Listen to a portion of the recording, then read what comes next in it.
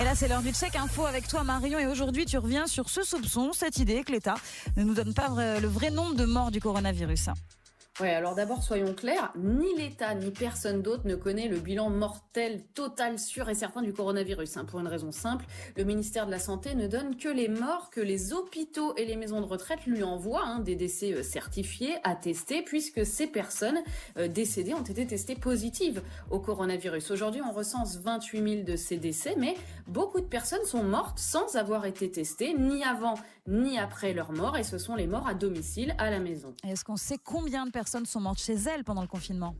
Alors, on n'a pas cette précision, sachant que mourir chez soi, ça ne veut pas forcément dire mourir du virus. En revanche, l'Institut national de la statistique a publié la courbe de mortalité globale en France sur la période 1er mars 4 mai, en comparant 2019 et 2020. Et là, on voit clairement une augmentation en 2020. En gros, les années précédentes, la mortalité normale, c'était 1900 morts par jour début mars, toutes morts confondues. Et ça baissait progressivement, autour de 1600 morts par jour en mai. Alors que cette année, on a un graphique en forme de montagne, c'est-à-dire que le nombre de morts augmente violemment, passant de 2000 par jour début mars à plus de 2700 début avril, avant de redescendre lentement en mai. Au total, d'après ces données, le nombre de décès en plus en 2020 par rapport aux années précédentes, il est de 24 400 morts. Or, sur cette même période, le nombre de décès dus au Covid donné par les autorités sanitaires, il est de 25 200 morts. Donc c'est à peu près pareil finalement, ça correspond.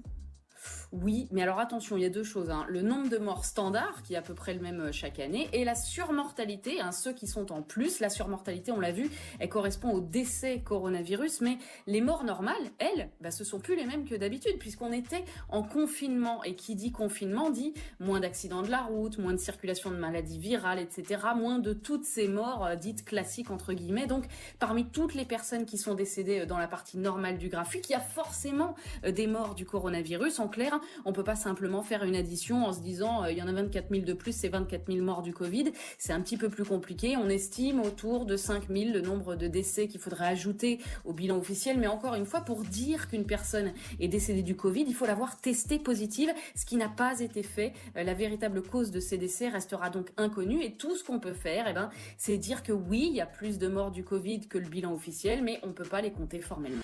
Move Radio, Hip Hop Nation.